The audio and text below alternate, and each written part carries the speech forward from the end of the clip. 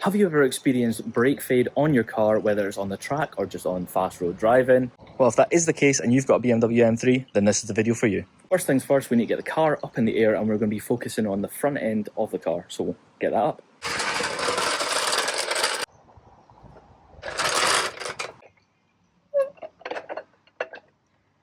Before we go any further, take your torque wrench and we're going to loosen off the bolts for your wheel so then we can take them off.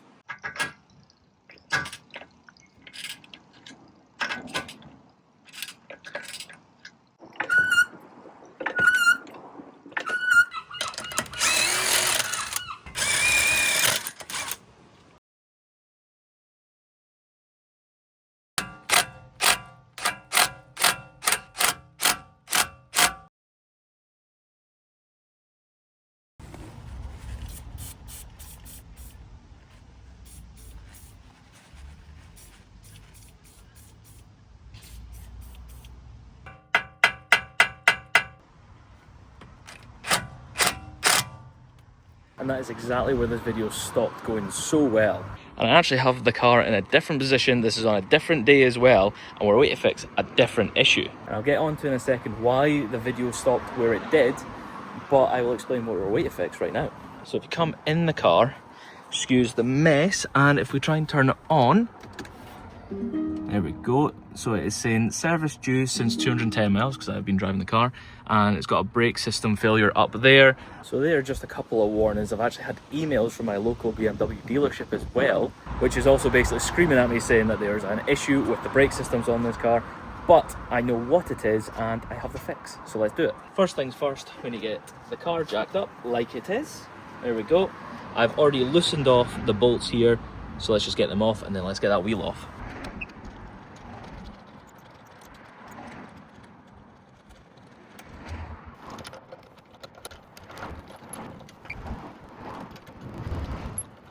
Now this quite possibly is the best reason to do a stud conversion on one of these cars. It's just the fact you can take these off so easily without trying to hit the calipers 100 times, if I can speak. Now with this wheel off, we can try get in here to see what this problem is. And can we see, where is the sensor? The sensor cable is right there and you can see the end of it is slightly frayed. To be honest, I am really hoping that is the reason that I am getting this brake pad failure sort of thing that's going on. I hope it's just the cable. So we're away to try and get that cable off. I've got a brand new cable here, which is from BMW. So nice OEM part, only cost £27 I think, so absolute bargain. So we will try and get this old one off, throw this on, hopefully that clears the issue, and we'll be back to having nice working error-free brakes. Hopefully this camera angle works. I'm just doing a top-down view of this so you can see the pliers going in and hopefully pulling this cable off. Surprisingly worked really well and it came off right away. With this cable off, you can see a bit better here where it's frayed. If we can get it to focus, that is. And yes, it is making me absolutely filthy, but yeah, it's kind of, it looks like it's actually just going to fall off this end. So let's get the rest of this off, which is here. Just need to take this clip out of the holder, which should come this way, just like so. Next one up here. Can be a bit of pain, but you just pull it, and then at the back we'll have this nice little box that just covers it. That should pop out up here as well. Just keep kind of grab it and pulling. Obviously we don't need to worry about it, and there's loads of like little stones that have just fallen down the back there. Next bit, pop that out, and then we can unplug it. There we go, slight little pop when it comes out. This end's actually not looking too nice, it's kind of coming off of here as well, so hopefully that is not the issue, and hopefully it's just this cable that we've taken out. Time to put this nice new cable back in, so we'll plug it in first. Just like so. There's a slight click there, which should mean it's in. Doesn't seem to wiggle out, so that's good. Pop it in its little housing. There we go, and now we can, oh, we could actually just lock this back off, so it's just got little push clips on it that are plastic. Just kind of hold it in place.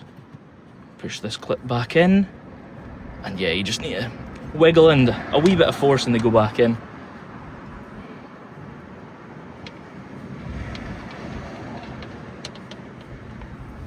Now what I am going to do just before I put the last bit in is try push this into place. Hopefully it goes in nice and easy, but so far no luck. Might use the pliers just to kind of get a bit of grip on it. And after very carefully trying to put that in and slightly chapping it in with the end of the screwdriver, not even screwdriver, pliers, that is now in. So we just have this one last piece to put in here, which will hold it in. It's like a little bracket again, and just the same as the others, wiggle it until it kind of slides in, and there we go. With that all plugged in, we can now go in the car and let's see if it's actually cleared this error. Hopefully when we turn the ignition on this time, might need to drive the car. Yeah, it's still showing, so I might need to drive or reset it, and we'll see if that then clears it. But I'm pretty confident that that's going to fix it, so I just need to kind of clear it or drive it, and that should kind of hopefully clear it. So I'm going to get this wheel back on, but before I do that, let me explain why we stopped at the other side. And it is all down to these little bolts here that just hold the disc on. So they don't actually need to do much, but for some reason that they just always kind of rust into the hubs, and it's just an absolute nightmare trying to get them out. So I changed these brakes about 2 years ago and put these new discs in, and they've just kind of completely seized in there. This side actually came out okay, and that is probably why you've noticed that we do have some sort of brake cooling kit on this side, and it looks to be holding up pretty well. But yeah, on the other side we were not so lucky with these bolts, and they completely rounded. So in another video I'm going to do, I'm going to try and get them out, so that'll probably either be drilling it or hopefully I have a method to try and get these out. So I'll try to show you that, because I've done it a few times at this point. But yeah, that is why that video kind of stopped abruptly there. We do have it working on this side, so yeah, we'll just do it as another video because I wanted to get this fixed just now and try and get this error cleared. So I'm going to drive this or even just plug in the OBD port, and hopefully that is all I need to do and that will clear it. I mean, we've got a nice new cable on here, so I don't see what else would be the issue because I didn't really take it apart. I do also have some clips of doing the brakes on this side, so I will probably try and include them at the end. It's not a finished sort of section, but I can kind of show you what I did on this side just before the other side went all wrong. But anyway, with that done, let's get the wheel back on, let's get this code cleared and see if it's actually fixed it.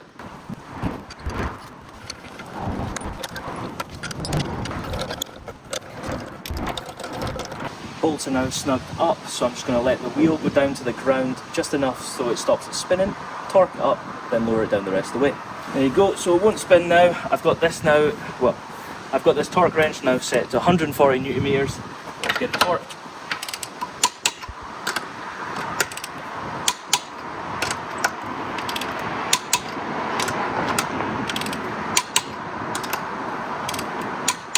There we go, now let's get it down the rest of the way. Car is back on the ground, we've got the wheel torqued up, I'm inside so hopefully it's less windy. I should have used my mics today but completely forgot them. So let's try again to see if this is gone. Nope, still there.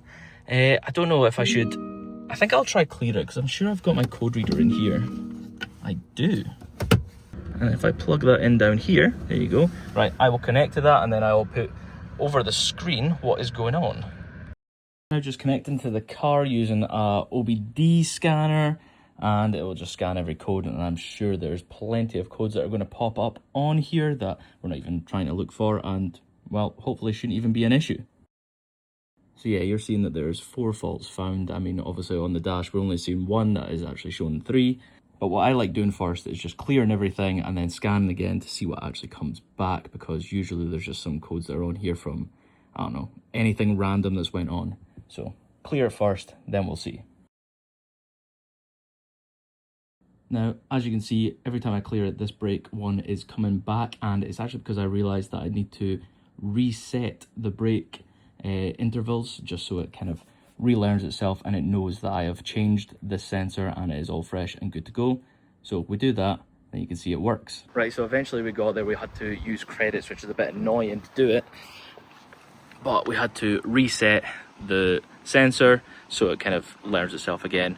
Maybe driving it would have helped, but did that and it's taken it off the dash. So that is one issue with the brakes now fixed.